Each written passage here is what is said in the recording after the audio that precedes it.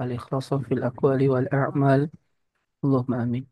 رب اشرح لي صدري ويسر لي أمري واحلل عقدة من لساني يفقهوا قولي. قال الله تعالى في القرآن الكريم: يا أيها الذين آمنوا اتقوا الله حق تقاته ولا تموتن إلا وأنتم مسلمون. وقال رسول الله صلى الله عليه وسلم: اتق الله حيثما كنت وأتبع السيئة الحسنة تمحوها وخالق الناس بخلق حسن. صدق الله العظيم وصدق نبينا الكريم ونحن على ذلك من الشاهدين والشاكرين والحمد لله رب العالمين. Alhamdulillahi Rabbil Alamin. Segala puji hanya bagi Allah Subhanahu wa Ta'ala yang telah memberikan kita nikmat iman, nikmat Islam, nikmat sehat serta waktu luang, sehingga pada kesempatan sore hari ini Allah Tabaraka wa Ta'ala masih memberikan kita kesempatan untuk thalabul ilmi, dan tentunya ini adalah salah satu nikmat Allah Subhanahu wa Ta'ala yang sangat besar sekali, yang tidak semua orang itu bisa mendapatkan nikmat tersebut. Salawat serta salam semoga senantiasa terlimpah curah kepada baginda Rasulullah Sallallahu Alaihi Wasallam, pada keluarganya, sahabatnya, dan semoga kita semua termasuk ke dalam golongan umat beliau yang mendapatkan syafaatnya kelak di yaumul qiyamah. Amin amin ya Allah ya rabbal alamin. Ikhwani wa akhwati fillah rahimakumullah. Insyaallah pada kesempatan sore hari ini kita akan memulai kajian lanjutan, ya sebetulnya mah kajian kajian lanjutan dari kitab Matan Abi Suja. Di bulan yang lalu kita sudah membahas terkait dengan babut Toharoh. Nah, kita melanjutkan hari ini masuk ke dalam bab as-shalah atau kitabu as-shalah. Yang ada kitabnya bisa dibuka langsung saja. Bismillahirrahmanirrahim. Qala al-mu'allif rahimahullahu taala wa nafa'ana Allahu bihi wa bi ulumihi fid dharain amin. Kitabus shalah. Kitab as-shalah.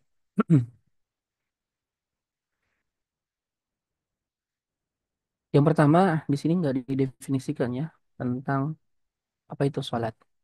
Sholat itu secara bahasa itu ad-du'a ya. Sholat secara bahasa ad-du'a, berdoa. Baik doa untuk kebaikan ataupun doa untuk keburukan. Jadi sholat secara bahasa secara mutlak bermakna ad-du'a. Ya. Adapun secara istilah, sholat itu kurang lebih didefinisikan oleh para ulama sebagai aqwalun, ya, wa af'alun muftatahatun bit takbir wa mukhtatamatun bit taslim, ya, ma'a syara'id biniyatin maksusatin ghaliban. Jadi yang namanya sholat secara istilah itu adalah perbuatan dan perkataan yang diawali dengan takbiratul ihram atau yang dibuka dengan takbiratul ihram dan diakhiri dengan salam, ya, bersama dengan syarat-syarat khusus, biniyatin maksusatin dengan niat yang khusus, ghaliban secara umum. Ya, kenapa disebut ghaliban secara umum? Untuk mengecualikan sholatnya orang bisu contohnya. Karena orang bisu kan tidak bisa berbicara, maka dia bentuknya tidak ucapan kan itu. Ya, jadi kurang lebih itu definisi sholat. Jadi adalah perbuatan, perkataan yang diawali oleh takbiratul ihram dan diakhiri oleh assalam, ya dengan syarat-syarat khusus, dengan niat yang khusus. Sebagaimana sabda Nabi Shallallahu Alaihi Wasallam bahwasanya wa tahrimu miftahu as-salat at-tuhur wa tahrimuha at-takbir wa taslimuha at-taslim. Jadi pembuka sholat itu adalah bersuci, ya, dan pengharam sholat itu adalah takbir, takbiratul ihram, dan penghalal sholat itu adalah salam. Jadi maksud yang pengharam itu adalah sesuatu yang sebelumnya halal, sebelum sholat itu ketika sudah takbiratul ihram maka hal-hal itu diharamkan, seperti makan, minum, berbicara, banyak gerak. Nah, setelah salam maka hal-hal yang diharamkan ketika sholat kembali menjadi halal. Ya, bisa kembali makan, minum, banyak bergerak, berbicara, dan seterusnya. Nah, itu adalah sholat. Dan sholat itu termasuk rukun Islam ya. Sebagaimana sabda Nabi Shallallahu Alaihi Wasallam bahwasanya bunyal Islamu ala khamsin. Islam itu dibangun di atas 5 perkara. Ya, syahadatu an la ilaha illallah wa iqamus shalah, dan menekan sholat. Maka Sholat itu termasuk perkara ma'lumun minaddin bid-dururah. Perkara yang pasti diketahui hukumnya oleh siapapun, baik orang awamnya ataupun oleh ulamanya. Sehingga ya man jahada wujubu as-salati yakfur. Sehingga barang siapa yang mengingkari kewajiban sholat, menolak kewajiban sholat, maka dia kafir atau murtad. Ya. Adapun bagi orang yang tidak menolak kewajiban sholat tetapi tidak sholat, maka dia fasik karena meninggalkan sholat tanpa ada uzur itu minal kabair, min akbaril kabair, ya, termasuk dosa besar yang paling besar. Dan dalam hukum Islam, kalau orang menolak kewajiban sholat, maka dia dihukumi murtad sehingga nanti dia diminta segera bertaubat untuk kembali meyakini sholat itu wajib. Kalau tidak, maka dia akan dihukum mati. Ya, dan dia dihukum matinya statusnya kafir sehingga tidak wajib dimandikan, tidak wajib dikafani, haram disolati, ya, dan tidak wajib dikuburkan. Dan dikuburkan di kuburan non muslim itu bagi murtad. Adapun bagi orang yang meninggalkan sholat karena malas, ya, tapi masih meyakini wajibnya sholat, maka orang ini akan diberikan peringatan oleh khalifah atau wakil khalifah. Kalau sekarang kayak polisi mungkin perangkatnya untuk mengingatkan sholat. Kalau tidak sholat maka engkau akan dibunuh. Ya, kemudian dia tetap tidak sholat tuh sampai kemudian batas akhir waktu darurat tidak sholat. Nah, maka orang yang seperti ini dia dijatuhi hukuman mati. Nah, tapi bedanya dengan yang pertama, kalau orang yang dihukum mati karena meninggalkan sholat itu masih muslim, sehingga dia wajib dimandikan, wajib apa namanya, di kain kafani, ya, kemudian disolati dan dikuburkan di kuburannya kaum muslimin. Nah, itu bagi orang yang meninggalkan sholat. Kalau hari ini yang nggak ada yang menjalankan itu, maka ya berdosa penguasa yang meninggalkan hukum tersebut. Dan kewajiban sholat ini sudah dijelaskan ya, selain ijma ya dalam banyak ayat Al-Quran dan juga dalam hadis Nabi Shallallahu Alaihi Wasallam. Nah, pembahasan pertama kita akan membahas tentang mawaqitus sholat, tentang waktu-waktu sholat. Ya. Eh, Allah Subhanahu Wa Taala dalam surat An-Nisa ayat 103 mengatakan, Inna salata kanat alal mu'minina kitaban mawquta. Sesungguhnya salat itu bagi orang yang beriman itu kitaban mawquta adalah kewajiban yang sudah ditentukan waktunya. Nah, oleh karenanya haram hukumnya kita mendahulukan atau mengakhirkan sholat dari waktunya. Kita nggak boleh mendahulukan sholat dari waktunya atau mengakhirkan sholat dari waktunya. Kecuali ada uzur, semisal safar. Ya. Kalau tidak ada uzur, jadi dia mengajukan waktu sholat atau mengakhirkan waktu sholat tanpa adanya uzur, maka itu hukumnya adalah haram. Haram. Kenapa haram? Ya karena dia menjalankan ibadah tidak sesuai dengan ketentuan yang sudah ditetapkan. Ya, kecuali kalau ada uzur, misal safar, maka dia boleh melakukan yang namanya jama, ya, jama takdim atau jama takhir. Juga dalil tentang apa namanya waktu sholat itu ada dalam hadis ya, dalilnya cukup panjang. Yang intinya bagaimana malaikat Jibril itu datang kepada Nabi Shallallahu Alaihi Wasallam dengan mengajari Rasulullah sholat dan waktu sholat. Nah, as-salatul mafrudatu khamsun. Ya, salat wajib itu ada lima. Ini bittifaqil ulama ya, dengan kesepakatan ulama dan ijma sahabat. Ada lima. Kalau dalam madhab Hanafi ditambah satu lagi, yaitu salat witir. Jadi dalam madhab Hanafi salat wajib itu ada berapa? Ada enam ya, ditambah salat witir. Nah, cuman yang ittifaq ijma wajib, tidak ada perselisihan di antara ulama satupun, sahabat juga nggak ada, itu ada lima. Itu adalah salat zuhur, asar, maghrib, isya, dan subuh. Jadi kata Nabi dalam hadis khamsu salawatin katabahunnallahu alal mu'min. Jadi lima salat itu adalah sesuatu yang diwajibkan Allah atas orang yang beriman. Nah, salat yang pertama itu adalah az-zuhru, salat zuhur. Wa awalu waqtiha dan awal waktu sholat duhur itu adalah zawalu syamsi, yaitu ketika tergelincirnya matahari. Wa akhiruhu dan akhir daripada sholat duhur itu idza shara dhillu kulli syai'in mithlahu ba'da dhilli zawal. Dan akhir waktu sholat duhur itu apabila bayangan segala sesuatu itu menjadi semisal bendanya. Ba'da dhilli zawal, setelah bayangan zawal ya, bayangan istiwa maksudnya. Ini saya bikin ini aja dulu ya supaya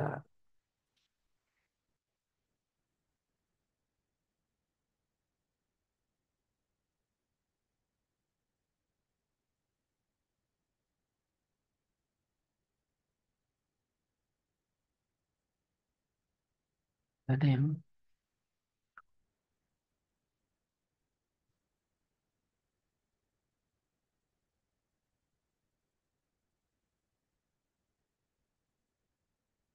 ya, bentar ya.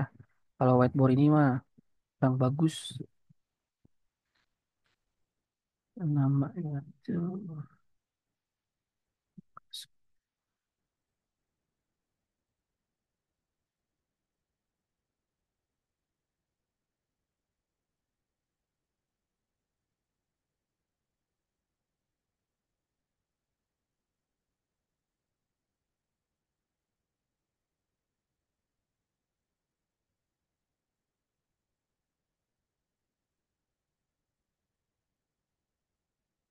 Oke, nah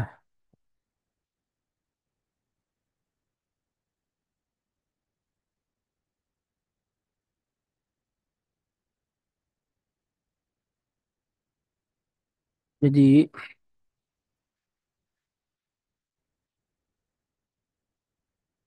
ini tuh,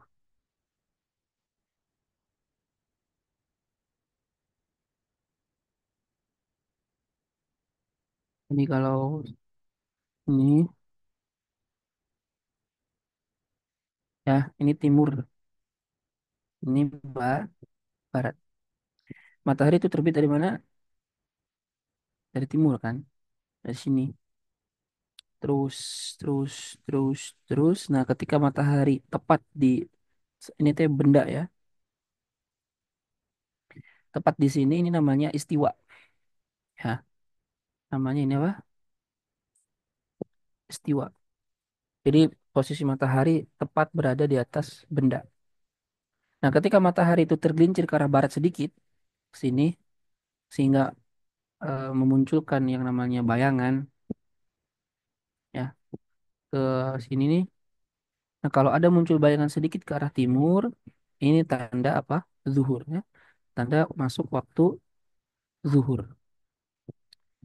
Nah, ini awal tanda masuk waktu zuhur. Kata Allah kan, aqimus shalah liduluki syamsi. Tegakkanlah sholat karena tergelincirnya matahari. Nah, terus waktunya memanjang sampai bayangan ini, ya, yang ini nih, setara dengan bendanya. Nah, kalau bayangan itu setara dengan bendanya, maka ini adalah akhir daripada waktu sholat zuhur. Nah, ketika kemudian bayangannya melebihi sedikit bendanya, saat segini, itu tanda masuk waktu sholat asar. Ya. Nah, kemudian nanti waktu sholat asar itu adalah ketika bayangan itu melebihi bendanya. Nah, ketika sudah melebihi bendanya, yang sedikit ke sini nih, nah ini namanya masuk waktu sholat zuhur. Asar. Sampai kapan? Sampai terbenam matahari. Jadi sampai matahari di sini, ya. Sampai matahari terbenam, maka ini adalah tanda selesainya waktu asar dan tanda masuk waktu maghrib. Nah, kemudian waktu maghrib itu adalah dimulai dari terbenamnya matahari sampai munculnya mega merah. Mega merah itu adalah eh, pancaran matahari yang mau redup. Jadi matahari itu di sini, tapi cahayanya itu masih masih ada, sehingga eh, di di langit itu ada mega merah gitu ya, ada mega merah. Nah, kalau ada tanda mega merah ini tanda waktu maghrib selesai dan tanda masuk waktu sholat isya. Nah, sholat isya dari mulai mega merah ada, syafaqul ahmar, mega merah muncul, sampai kapan? Sampai matahari terbit. di sini lagi, kan muter sini. Ya, sampai matahari terbit di sini. Eh, iya sholat. Tadi kan sholat isya itu sampai kapan? Sampai waktu subuh ya. Jadi isya itu dari mulai mega merah sampai waktu subuh. Waktu subuh itu kapan? Ketika munculnya fajar sodik. Fajar sodik itu jadi matahari udah di sini ya. Sehingga di langit itu ada eh, cahaya. Cahayanya itu horizontal ya, menyebar, menyebar ke sini. Bukan vertikal tapi horizontal. Kemudian semakin lama semakin cerah karena matahari semakin naik. Nah, nah, maka ketika ada fajar sodik ini nih tanda waktu berakhirnya isya dan tanda masuk waktu awal subuh. Sampai kapan subuh? Sampai terbit matahari di sini. Terbit matahari maka selesai waktu subuh. Nah, itu kurang lebih adalah waktu sholat ya. Nah, kalau sekarang mah sudah gampang karena sudah ada yang namanya perhitungan astronomis untuk perhitungan waktu sholat. Dan itu sudah presisi. Sehingga kita boleh menggunakan atau bergantung kepada perhitungan yang sudah dihitung di dalam hitungan tersebut. Contoh kita pakai jadwal Kemenag. Nah, itu tidak menjadi masalah. Karena hitungannya udah presisi gitu ya. Ketika tergelincirnya matahari itu sudah bisa diamati oleh ilmu astronomi ya. Sehingga kita tidak usah lagi mengukur seperti tadi gitu ya dengan meletakkan satu benda di bawah bayangan di bawah terik matahari itu nggak usah lagi karena sudah ada kemajuan teknologi berupa ilmu astronomi ya. Dan kemudian wal asru dan waktu asar itu wa awalu waktiha dan awal waktu sholat asar aziyadatu ala dhillil mithli. Nah tadi tambahan daripada bayangan yang semisal bendanya yang tadi saya terangkan ya. Ketika ada sedikit bayangan yang melebihi daripada bendanya maka itu tanda masuk waktu asar. Wa akhiruhu dan akhir daripada sholat asar itu fil ikhtiar ya, dalam waktu ikhtiar ila dzilil mithlaini sampai terbenamnya sampai bayangan itu dua kali daripada bendanya. Dua kali dari bendanya. Ya kayak ini. Nah, ini kan segini set. Nah, ketika bayangan ini dua kali dari bendanya. Ini kan kalau dari bendanya mah di sini segini. Kemudian sepanjang bendanya lagi jadi dua kali daripada bendanya. Nah, ini namanya maksudnya dzilil mithlaini. Bayangan dua kali dari bendanya. Itu batas waktu ikhtiar. Ikhtiar itu maksudnya waktu utama untuk kita menjalankan sholat. Jadi eh dari awal waktu sholat asar itu namanya waktu ikhtiar. Ya, waktu pilihan. Di awal waktu namanya waktu fadl ya, waktu utama plus ikhtiar. Waktu yang itu sangat dianjurkan untuk kita sholat. Sampai kapan tuh waktu ikhtiar? Sampai bayangan itu dua kali daripada bendanya. Itu waktu ikhtiar. Nah, wafil jawaz dan kemudian waktu jawaz. Nah, jawaz ini artinya masih boleh sholat asar, tapi dia tidak mendapatkan keutamaan waktu gitu ya. Dan waktu jawaz ini dibagi dua. Ada jawaz ma'al karohah, ada jawaz ma'al ibahah. Ada waktu boleh tapi makruh, ada waktu boleh dan tidak makruh gitu ya. Nah, disebutkan kalau waktu jawaz boleh kita sholat asar tapi nggak mendapatkan keutamaan, tapi nggak makruh juga. Yaitu adalah dimulai daripada bayangan itu dua kali dari bendanya sampai menguning. Langit itu menguning, tanda matahari itu mau terbenam ya. Nah, kalau sampai menguning itu masih boleh sholat asar tapi tidak belum makruh ya. Tsumma biha ilal ghurub. Nah, kemudian eh apa namanya? Kemudian boleh sholat asar tapi makruh hukumnya. Kapan itu? Ketika sudah menguning ya, yang itu tandanya mau mau terbenam. Nah, itu hukumnya masih boleh sholat asar, masih sah sholatnya. Tapi itu makruh. Kenapa? Karena sudah mendekati waktu terbenam matahari. Mungkin sekitar 10 menit sebelum maghrib lah ya. Itu makruh itu. Liqaulihi sallallahu alaihi wasallam berdasarkan sabda Nabi sallallahu alaihi wasallam tilka salatul munafiq. Jadi waktu itu adalah waktu sholatnya orang munafik. Karena orang munafik itu kebiasaannya suka menunda-nunda sholat karena dia malas sholat. Kalau nggak dilihatin mah nggak akan sholat ya. yajlisu yarqabu asy-syamsa hatta idza kanat baina qarnai asy-syaitan qama wa naqaraha arba'an la yadhkurullaha fiha illa qalila. Sehingga dia tuh orang munafik itu duduk-duduk dan memperhatikan matahari. Nah, kalau mataharinya sudah di antara dua tanduk setan, maksudnya mau terbenam, ya, baru dia menjalankan ibadah sholat. Dan dia tidaklah di dalamnya mengingat Allah kecuali hanya sedikit saja. Nah, jadi waktu asar itu, waktu zuhur juga sebetulnya dibagi, cuman kita nggak akan perpanjang lah. Jadi waktu asar itu ada namanya waktu fadl, waktu utama, yaitu adalah di awal waktu itu waktu fadl. Plus waktu ikhtiar.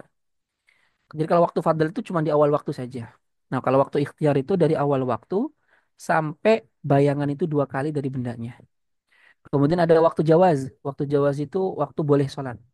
Ya, bila karoha tanpa makruh, yaitu adalah daripada bayangan itu dua kali dari bendanya sampai menguning. Itu waktu boleh sholat tapi tidak makruh. Nah, dari menguning sampai terbenam matahari itu namanya waktu jawaz boleh sholat asar tapi makruh karena mendekati maghrib. Dikhawatirkan malah tertinggal sholat maghrib. Ya, ila guru bisyamsi sampai terbenamnya matahari. Nah, waktu asar itu berakhir sampai terbenamnya matahari. Wal maghrib dan maghrib wa waktuha dan waktu maghrib itu wahidun adalah satu. Wahwa yaitu ghurubus syamsi yaitu ketika terbenamnya matahari wa akhiruhu dan akhir daripada waktu maghrib idza ghaba asyafaqul ahmar apabila terbenamnya mega mega merah ya. Jadi kurang lebih masuk terbenam matahari sampai 35 menit kurang lebih. Setelah itu kita sholat di luar 35 menit setelah terbenam matahari itu makruh. Karena sudah mendekati Isya. Biasanya maghrib itu waktunya 45 menitan lah ya. Jadi kalau sudah 35 menit tersisa 10 atau 15 menit itu sudah masuk waktu makruh karena sudah mendekati Isya. Dikhawatirkan masuk kepada waktu Isya. Sehingga mengakhirkan sampai batas itu makruh ya. Karena dikhawatirkan sudah masuk waktu Isya. Wal isya kemudian waktu isya wa awal waktiha dan awal waktu salat isya idza ghaba asyafaqul ahmar apabila terbenam mega merah wa akhiruhu dan akhir waktu isya fil ikhtiar ya dalam batasan ikhtiar pilihan ila thuluthil lail sampai sepertiga malam. Nah, sepertiga malam pertama ya. Jadi kalau maghrib itu jam 6 subuh setengah 5 katakanlah ya. Berapa jam itu? 7 8 9 10 11 12 1 2 3 4 10 jam setengah. Katakanlah 10 jam ya. 10 jam bagi 3. Ya, 3, 3, 3. Maka 3 jam yang pertama itu adalah thuluthul lail. Jadi kalau maghrib jam 6, jadi thuluthul lail itu kurang lebih jam setengah 10. Yaitu thuluthul lail yang pertama. Jadi waktu Isya itu ikhtiar. Waktu ikhtiar itu dari mulai terbenamnya mega merah sampai thuluthul lail, sepertiga malam pertama. Yaitu sekitar jam setengah 10 lah. Ya, setengah 10-an. Nah setelah setengah 10 itu sudah masih boleh sholat Isya. Tapi tidak mendapatkan waktu ikhtiar, tidak mendapatkan pahala keutamaan sholat di awal waktu ya, ikhtiar.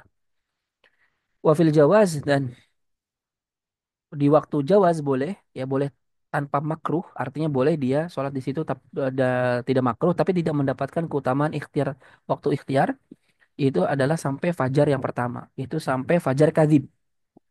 Fajar kadzib itu adalah cahaya yang ada di langit sifatnya vertikal, ya bukan menyebar tapi vertikal ke atas dan semakin lama bukan semakin cerah tapi semakin lama semakin malah gelap lagi.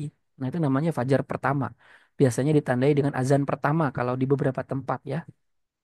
Nah itu waktu Jawas tidak makruh. Nah dari azan pertama atau dari fajar kadzib sampai subuh itu waktu makruh. Jadi waktu Jawas tapi makruh ya, ila tulu il fajri asrani sampai terbitnya fajar yang kedua.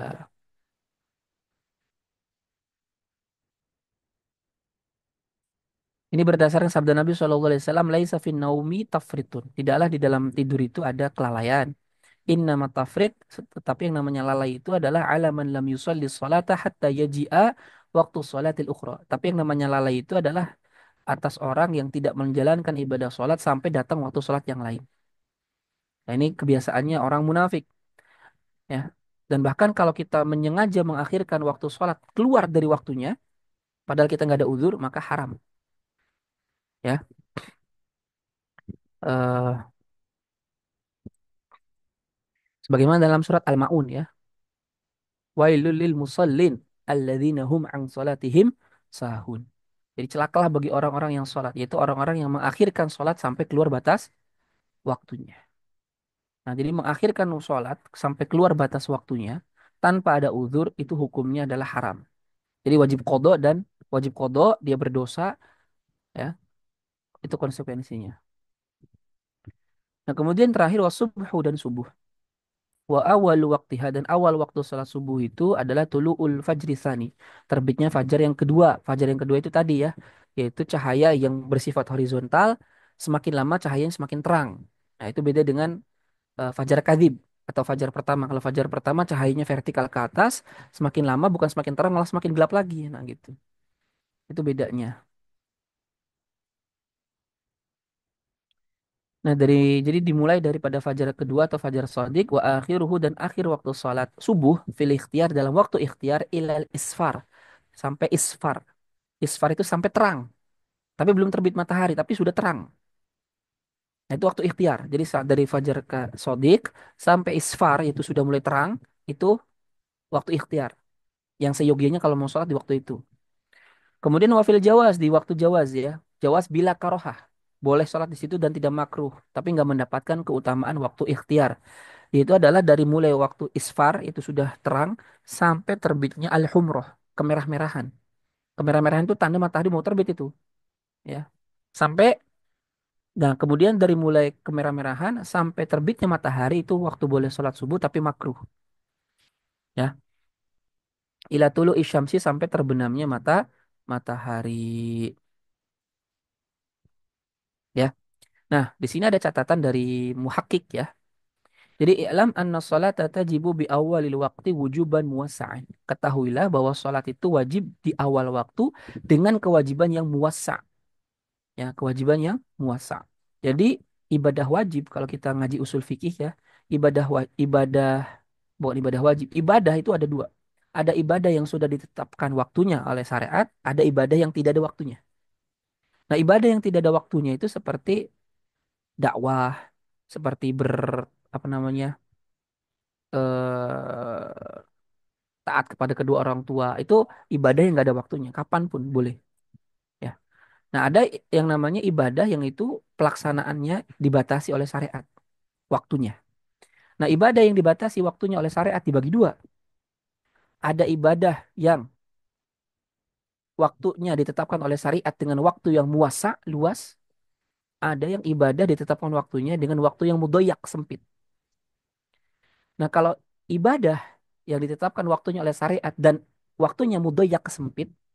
Maksudnya sempit itu apa? Maksudnya sempit itu adalah ibadah yang pelaksanaan di dalam waktunya itu tidak bisa kecuali hanya ibadah itu. Dan dia tidak bisa mengerjakan ibadah sejenis pada waktunya. Itu namanya ibadah mudoyak. Apa namanya? Kewajiban mudoyak. Contohnya seperti puasa Ramadan. Puasa Ramadan itu wujuban mudoyakon. Ya, kewajiban yang terbatas. Kenapa? Ketika masuk bulan Ramadan, kita hanya bisa menjalankan ibadah puasa Ramadan. Tidak bisa di waktu yang sama menjalankan ibadah puasa sunnah. Ya, jadi ibadah yang sejenis tidak bisa dilakukan pada waktunya. Maka itu namanya kewajiban mudoyak. Ya. Sedangkan kalau kewajiban muasa adalah kewajiban yang waktu pelaksanaannya luas. Yang mana dalam rentang waktu yang diberikan oleh syariat, kita bisa menjalankan selain ibadah itu adalah ibadah yang lain yang sejenis. Gitu. Contohnya kayak sholat 5 waktu. Sholat duhur, itu kita bisa menjalankan di waktu sholat duhur itu selain sholat duhur adalah sholat sunnah yang lainnya. Ya kan? Nah, itu namanya kewajiban yang waktunya muasa luas. Setiap kewajiban yang waktunya itu diberikan oleh syariat dengan waktu yang muasa luas, maka boleh bagi orang itu mengakhirkan sholat dari awal waktu kepada waktunya yang apa namanya? Jadi intinya orang yang menjalankan ibadah muasa ya, itu boleh mengakhirkan waktu sholatnya. Tapi dengan catatan tidak sampai keluar batas waktu. ya. Dan kalau dia ingin mengakhirkan sholatnya, dia harus berazam di dalam dirinya, bertekad bahwasanya, oh saya nanti sholat duhurnya jam 2. Nah, gitu ya. Sehingga ketika dia meninggal dalam posisi belum sholat, karena contoh dia berazam mau sholatnya jam 2, ternyata jam setengah duanya meninggal, maka dia tidak berdosa. Kenapa? Karena dia sudah berazam akan menjalankan ibadah sholat. Dan ingat, sholat itu kewajibannya muasa. Boleh dilaksanakan di awal waktu, di tengah, atau di akhir. Sehingga kalau orang meninggal di rentang waktu itu ya tidak maksiat. Kenapa tidak maksiat? Ya karena dia masih ada dalam batasan yang itu boleh mengerjakan sholat tersebut.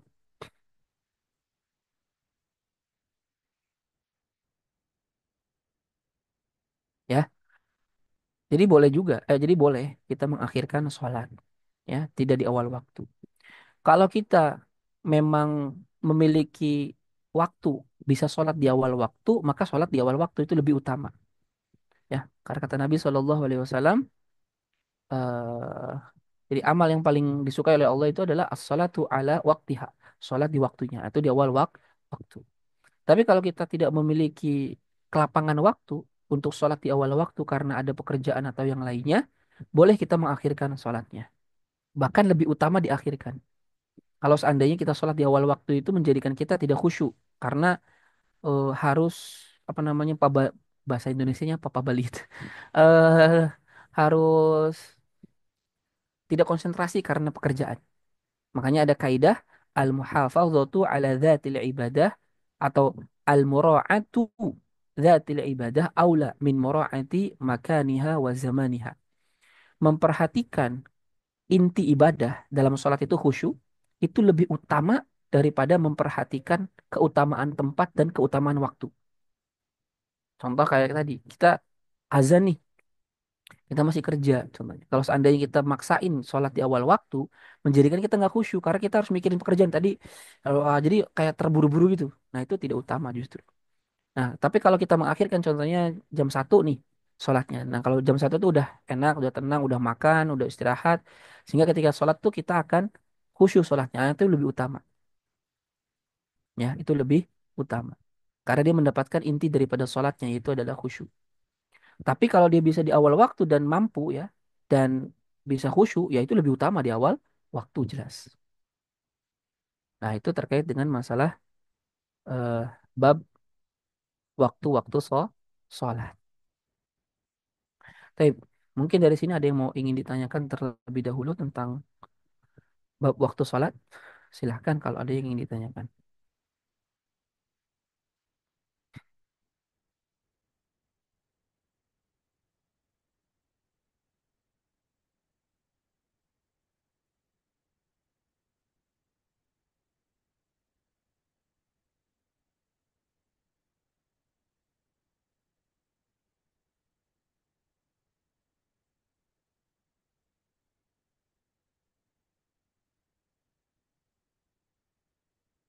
Paham semuanya?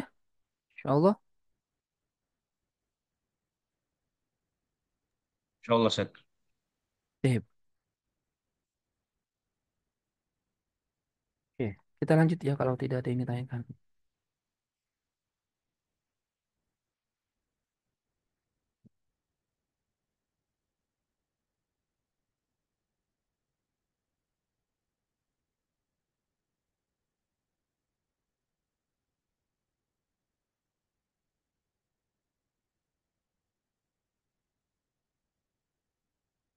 Ya. Ya, berikutnya faslun ini adalah pasal fi syuruti wujubiha di dalam syarat-syarat wajibnya salat. Jadi syarat itu, syurut jamak daripada kata syartun ya. Syarat itu adalah ma yalzamu min wujudihi al-wujud wa yalzamu min adamihi al-adam. Atau afan, syarat itu adalah ma yalzamu min adamihi al-adam wa la yalzamu min wujudihi wujudun wala adamun. Itu namanya syarat. Jadi syarat itu adalah sesuatu perkara yang dengan tidak adanya dia, maka hukum itu nggak ada. Dan dengan adanya dia, dengan adanya syarat, hukum itu belum tentu ada atau tidak ada. Itu namanya syarat. Contoh, wudhu ya. Wudhu itu syarat sah sholat. Tidak ada wudhu, maka hukum sholatnya nggak ada. Sholatnya nggak ada. ya, karena tidak sah sholatnya. Tapi adanya wudhu belum tentu ada sholat atau tidak ada sholat. Kenapa? Karena bisa jadi orang sholat tujuannya bukan, adanya wudhu belum tentu ada sholat atau tidak ada. Karena orang berwudhu tujuannya bisa jadi bukan sholat, tapi untuk baca Quran. Nah itu namanya syarat. Sesuatu yang kalau tidak ada maka hukumnya nggak ada, dan kalau ada belum tentu ada atau tidak ada. Nah itu namanya apa? Syarat. Dan syarat itu adalah sesuatu yang mesti dikerjakan. Kalau tidak, maka ibadahnya tidak absah, tidak sah. Nah, apa bedanya dengan rukun? Syarat dan rukun apa bedanya? Bedanya, persamaannya dulu ya. Syarat dan rukun itu sama-sama sesuatu yang mesti dikerjakan. Kalau tidak, maka ibadahnya tidak sah. Nah, perbedaan antara syarat dan rukun itu, syarat itu adalah di luar ibadah, sedangkan rukun di dalam ibadah. Ya. Contoh wudhu, wudhu itu di luar sholat. Tapi takbiratul ihram rukun sholat itu bagian daripada sholat. Jadi syarat itu di luar, rukun di dalam. Ya itu perbedaannya. Tapi persamaannya sama-sama sesuatu yang mesti dikerjakan. Kalau tidak, maka tidak menjadikan sholatnya absah. Nah, syarat itu dibagi dua. Ada syarat sihah, ada syarat wujub. Nah, di sini mu'alif hanya menyebutkan syarat wajib saja. Syarat wajib artinya syarat yang apabila terpenuhi oleh seseorang, maka dia wajib menjalankan ibadah sholat. Itu namanya syarat wajib. Nah, yang kedua ada yang namanya syurutus sih, syarat sah. Yaitu apabila orang terpenuhi syarat ini, maka sholatnya sah, sekalipun tidak wajib baginya.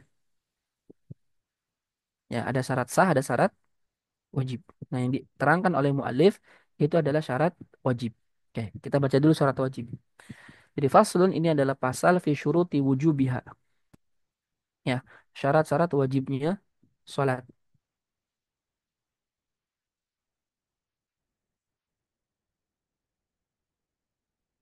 Ya,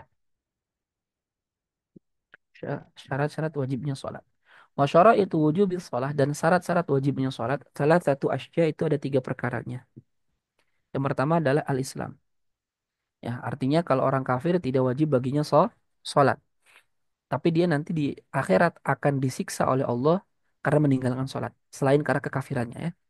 Jadi syarat wujud sholat yang pertama adalah Islam. Dalilnya adalah Nabi SAW ketika mengutus Mu'adz bin Jabal ke Yaman, Rasulullah mengatakan kepada Mu'adz, Ud'uhum ila syahadati an la ilaha illallah wa anni Rasulullah.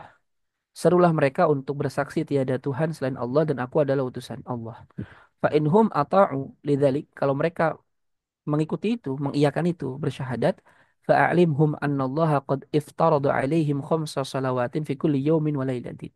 Ajarkanlah kepada mereka bahwa Allah telah mewajibkan atas mereka 5 sholat ya di setiap malam, di setiap satu hari satu malam, 24 jam. Nah, di sini jelas sekali hadisnya menunjukkan Rasulullah menyerukan dulu mereka masuk Islam, baru diajarkan mereka sholat. Itu menunjukkan bahwa syarat wajib sholat itu adalah Islam. Kalau mereka belum Islam, maka mereka tidak wajib sholat. Nah, berbeda dengan murtad. Kalau orang murtad, yaitu orang yang dulunya Muslim kemudian keluar menjadi kafir, maka bagi orang murtad itu baginya tetap wajib sholat. Ya, berarti ketika murtad dia sholat enggak? Dia harus masuk Islam dulu kalau mau sholat. Yang dimaksud wajib tetap wajib sholat itu adalah ketika dia nanti masuk Islam lagi, maka dia wajib mengkodok semua sholat yang ia tinggalkan semasa ia murtad. Karena pada waktu dia murtad wajib sholat. Ya. Beda dengan orang kafir asli. Kalau orang kafir asli itu ketika dia masuk Islam, dia tidak diwajibkan dan juga tidak disunahkan mengkodok sholat yang ia tinggalkan semasa ia kafir. Enggak. Ya. Kemudian syarat wajib sholat yang kedua adalah wal bulugh, yaitu adalah baligh, yaitu orang yang sudah mencapai batasan usia atau kematangan akal dan mental yang siap untuk menerima hukum hukum syara. Itu adalah baligh. Nah, baligh itu ditandai dengan salah satu daripada 3 hal. Satu, keluar mani pada umur 9 tahun, komariah kurang lebih. Dua, keluar darah haid bagi perempuan ya umur 9 tahun komariah. Yang ketiga adalah mencapai usia 15 tahun komariah. Nah, kalau orang memiliki salah satu di antara 3 ini, maka dia sudah baligh. Ya balik. Balik itu artinya sampai ya. Maksudnya sampai itu apa? Maksudnya dia sampai ke dalam batasan akal dan mental yang siap untuk menerima hukum syarat. Itu namanya balik.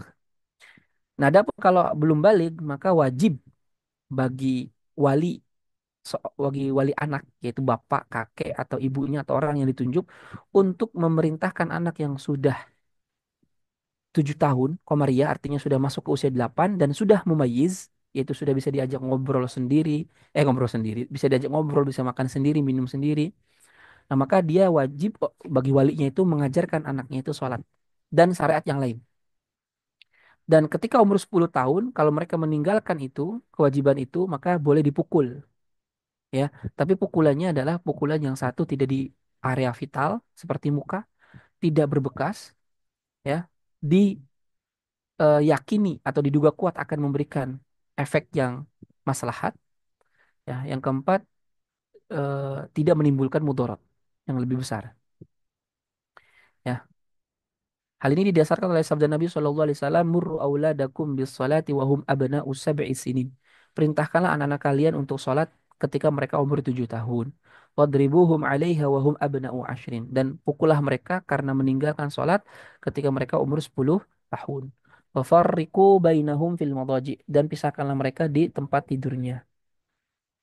Ya, hadis riwayat Abu Daud dan Tirmidzi dengan sanad yang hasan.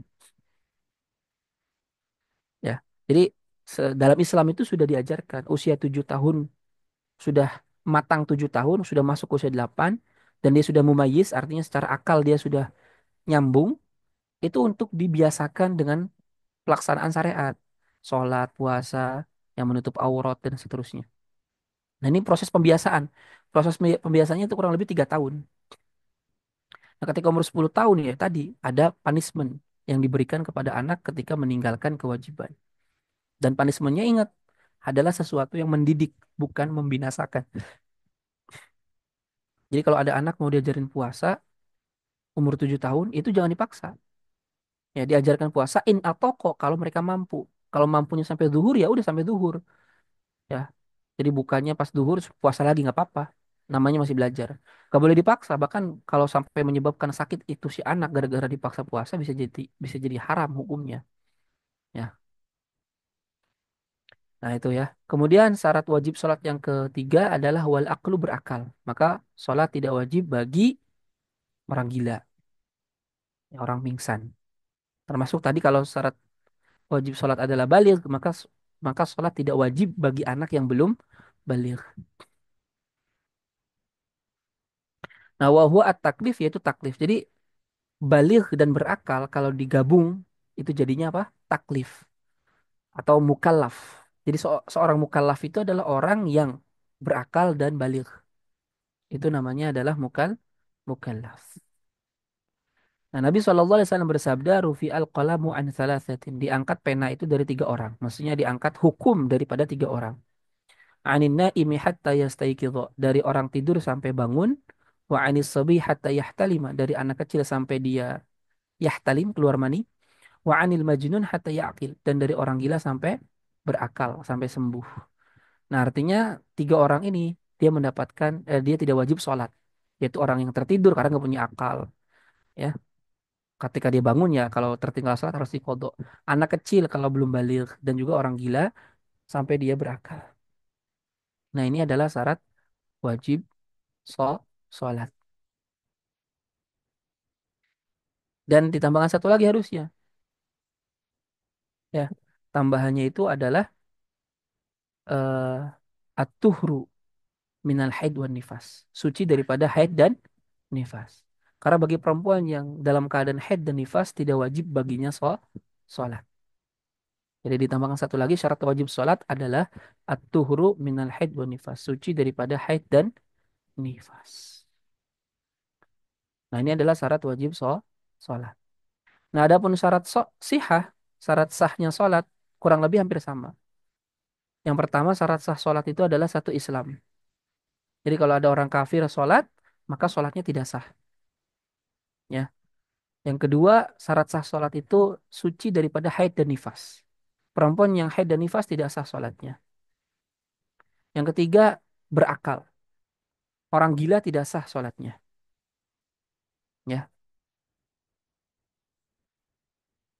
Kemudian dia suci daripada haid dan nifas, ya. Tadi udah ya. Jadi berarti tadi syarat sah sholat itu adalah satu dia Muslim, ya Islam. Kedua dia berakal. Ketiga dia itu suci daripada haid dan nifas.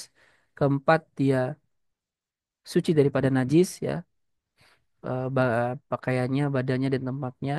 Kemudian tahu arah kiblat, menutup aurat, ya, dan tahu waktu sholat. Itu kurang lebih syarat sah sholat. Maka kalau anak kecil yang sudah mumayyiz sholat, sholatnya sah walaupun belum wajib. Berarti dapat pahala dong, dapat pahala dari Allah. Dan itu menjadi investasi bagi orang tuanya. Ya,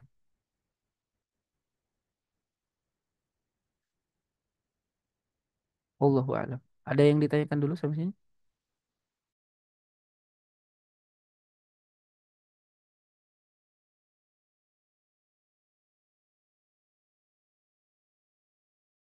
Ya, silakan kalau ada yang ingin ditanyakan.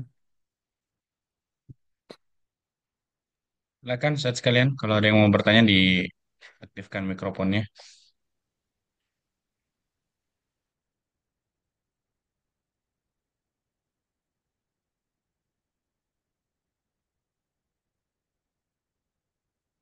Ini nanti syarat sah sholat di sini ya, ada dijelaskan di sini syarat sahnya sholat,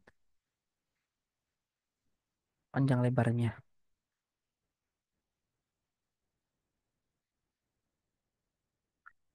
Oke. Ada, kalau nggak ada lanjut. Terakhir ya, sholat sunnah. Baik, kalau nggak ada kita lanjut dulu. Faslun ini adalah pasal fis sholawatil masnunati war rawatib. Di dalam sholat sunnah dan sholat rawatib. Ya. Wassalat wassalawatul masnunatu dan sholat yang disunnahkan itu khamsun ada lima. Yang pertama al-idani adalah dua hari raya Id yaitu sholat Idul Fitri dan Idul Adha. Wal kusufani dan sholat kusuf ya dua kusuf yaitu khusuf dan kusuf. Kusuf itu gerhana matahari, khusuf itu gerhana bulan. Wal istisqa dan juga sholat istisqa, sholat minta hujan. Nanti detailnya di bawah sebetulnya. Ini baru sebutannya aja. Wasunanu at-tabi'atu dan sunnah-sunnah yang mengikuti lil faraid bagi sholat wajib yang kita kenal dengan sholat sunnah rawatib. Sab'a asyrata raka'atan itu ada 17 rakaat. Ya, sab'a asyrata raka'atan ada 17 rakaat. Yaitu adalah 4 rakaat sebelum zuhur, 4 rakaat setelah zuhur, ya.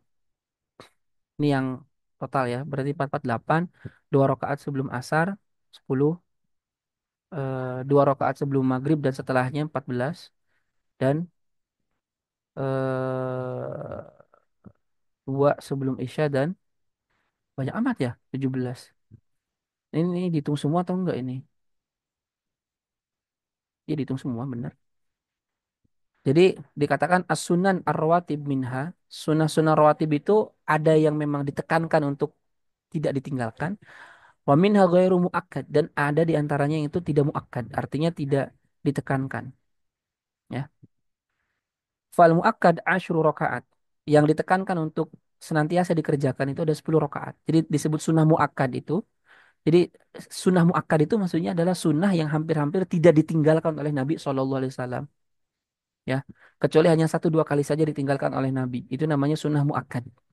Itu ada 10 yaitu rakaatani qabla subhi, 2 rakaat sebelum subuh, wa rakaatani qabla zuhri, 2 rakaat sebelum zuhur, wa rakaatani ba'daha dan 2 rakaat setelah zuhur, wa rakaatani ba'dal maghrib, 2 rakaat setelah maghrib, wa rakaatani ba'dal isya dan 2 rakaat setelah isya. Nah, itu sholat sunnah rawatib yang muakkad, yang hampir-hampir Nabi tidak pernah meninggalkan. Ya, jadi 2 rakaat sebelum subuh, 2 rakaat sebelum zuhur dan setelah zuhur, ya. Kemudian 2 rakaat setelah maghrib dan 2 rakaat setelah isya. Ini yang sangat ditekankan. Ini berdasarkan hadis Ibnu Umar ya. Hafiztu minan Nabi sallallahu alaihi wasallam asyra raka'atin. Aku menjaga dari Nabi sallallahu alaihi wasallam itu 10 rakaat. Raka'ataini qabla zuhri, 2 rakaat sebelum zuhur, wa raka'ataini ba'daha, 2 rakaat setelah zuhur, wa raka'ataini ba'dal maghrib, dua rakaat setelah maghrib, fi baitihi di rumahnya, wa raka'ataini ba'dal isya fi baitihi, dan dua rakaat setelah isya di rumahnya. Wa raka'ataini qabla subhi, dan dua rakaat sebelum subuh. Nah, jadi total yang muakkad salat sunnah rawatib itu ada 10. Yang ini ditekankan, jangan jangan sampai ditinggalkan. Walaupun sunnah tapi dia muakkad. Nah, amma ghairul muakkad, adapun yang tidak ditekankan, jadi disebutnya sunnah ghairul muakkad. Kenapa? Karena Nabi ya menjalankannya bahkan jarang, hanya satu dua tiga kali, jarang gitu ya. Makanya sunnah ghairul muakkad, yaitu adalah eh warak'atani qabla dhuhri warak'atani ba'dahu liqaulihi sallallahu alaihi wasallam. Dua rakaat sebelum duhur dan dua rakaat setelah duhur. Berdasarkan sabda Nabi sallallahu alaihi wasallam, "Man hafadha ala arba'i raka'atin qabla dhuhri wa arba'in ba'daha harramallahu 'alan nar." Barang siapa yang menjaga dua rakaat, empat rakaat sebelum duhur dan empat rakaat setelah duhur, maka Allah haramkan atasnya api neraka. Nah, maksudnya dua rakaat kan tadi kan katanya ini muakkad kan dua rakaat sebelum zuhur dan setelah. Kok di sini ghair muakkad juga sama. Nah, karena memang sunnahnya rawatib zuhur itu empat rakaat sebelum zuhur dan empat rakaat setelah zuhur. Nah, yang muakkad itu yang dua rakaatnya saja. Nah, ada dua rakaat sisanya ghairu muakkad. Paham ya? Nah, kemudian wa arba'un qoblal asri, dan empat rakaat sebelum asar. Berdasarkan sabda Nabi, rahimallahu mra'an shalla qoblal asri arba'an. Ya, semoga Allah merahmati seseorang yang sholat sebelum asar empat rakaat. Ya, kemudian dua rakaat sebelum maghrib. Berdasarkan sabda Nabi, sallu qoblal maghrib raka'ataini. Sholatlah sebelum maghrib dua rakaat. Ya, kemudian Nabi mengatakan ketiga kalinya, liman sya'a, bagi siapapun yang menginginkan. Kemudian juga dua rakaat sebelum isya. Ya, berdasarkan sabda Nabi, baina kulli adzanaini salatun, baina kulli adzanaini salatun, tsumma qala fi tsalitsah liman syaa. Jadi antara dua azan itu ada salat, antara dua azan itu ada salat. Kemudian yang ketiga kalinya Nabi mengatakan liman syaa, bagi siapapun yang berkehendak. Ini juga dalil tentang salat sebelum Jumatan ya. Karena Nabi mengatakan antara dua azan, maksudnya antara azan dengan iqamah. Itu ada salat setiap azan dan iqamah. Oke. Nah, itu yang ghairu muakkad. Yang muakkad yang tadi 17. Jadi totalnya semuanya ada 17 ya. Nah, tadi. Ya.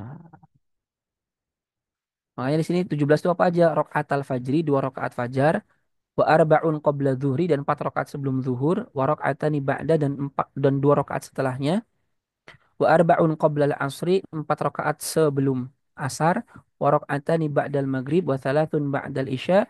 Ya, wa thalathun itu maksudnya sholat witir ini. Wa thalathun ba'dal isya yutiru biwahidatin minhuma. Dan tiga rakaat setelah isya dia berwitir dengan salah satu daripada ketiganya. Karena kan setelah isya dua rakaat, witir serakaat. Gitu ya. Nah, makanya ini dikatakan di muhakiknya juga wahwa aqallul witr. Nah, satu rakaat itu adalah witir yang paling minimal. Cuman makruh kalau kita sholat witir serakaat itu makruh, kata Imam Nawawi. Kenapa? Karena tidak ada sholat yang itu satu rakaat bentuknya. Nah, adapun paling banyaknya witir itu 11 rakaat. Ya. Dan sholat witir itu boleh mutasilah, boleh munfasilah ya. Mutasilah itu artinya kayak tiga rakaat berarti satu salam. Satu tahiyat, satu salam. Itu mutasilah. Kalau munfasilah berarti dia tiga rakaat itu dua rakaat satu salam, satu rakaat satu salam. Kalau lima rakaat, kalau mutasilah boleh. Jadi tahiyatnya sekali doang di akhir plus satu salam. Atau boleh juga kalau mutasilah itu di empat rakaatnya dia tahiyat awal, ya. Kemudian di rakaat kelimanya tahiyat akhir, salam. Satu salam tapi ya. Nah, kalau munfasilah berarti di rakaat keempatnya dia tahiyat salam. Kemudian rakaat kelimanya dia berdiri lagi dan satu tahiyat satu salam. Ya, itu nanti dijelaskan lah detailnya di dalam bab sholat witir. Nah, sholat witir itu sangat ditekankan ya, khususnya bagi para penghafal Quran. Bahkan mazhab Hanafi kan mengatakan sholat witir itu hukumnya wajib. Nah, kemudian wasalatsu nawafila muakkadatin. Wasalatsu nawafila muakkadatun. Jadi tiga sholat nawafil nafilah yang itu sangat ditekankan. Yaitu pertama sholatul lail, sholat tahajud. Berdasarkan sabda Nabi, afdolus sholati ba'dal faridah sholatul lail. Sholat yang paling utama setelah sholat wajib itu adalah sholat malam. Kemudian wassalatud duha, kedua adalah sholat sholat duha. Ya, kemudian yang ketiga adalah sholatut tarawih. Sholat tarawih. Ya, sholat tahajud maksimal 8 rakaat, minimal 2 rakaat, maksimal 8 rakaat. Sholat duha minimal 2 rakaat. Maksimal itu kalau tidak saya salah ingat 12 rakaat. Kalau sholat tarawih ya minimal berapa minimal? Ya 2 rakaat kayak boleh ya. Maksimalnya tidak ada maksimal. Dan umumnya 20 rakaat, 20 rakaat. Nah itu adalah wah sholat-sholat sunnah. Wallahu a'lam bishawab. Itu ya. Ada yang tanyakan dulu atau cukup? Set, tentang sholat tarawih, Set. Izin bertanya, Set. Mm-mm. Eh, ini, Set, tentang yang afdolnya itu, Set. Memang sebenarnya 20 rakaat atau 11, Set? Ya, kalau yang biasa diamalkan dari zaman sahabat sampai para imam terus sampai sekarang 20 rakaat, 20 rakaat. Yaitu yang diriwayatkan oleh Sayyidina Umar. Yang beliau mengatakan, ni'matul bid'atu hadhihi. Ya. Jadi dari zaman sahabat terwariskan terus kepada zaman para ulama kibar terus sampai kepada masa kita itu adalah 20 rakaat. Makanya dalam 4 mazhab ya sholat tarawih itu 20 rakaat.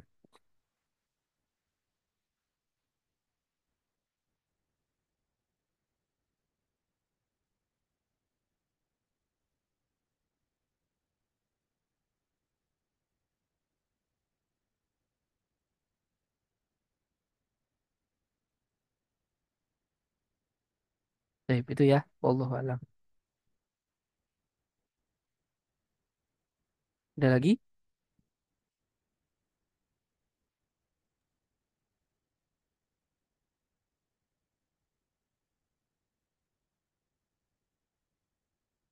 Silakan para ikhwas sekalian, kalau ada yang mau bertanya, silakan untuk membuka mikrofonnya.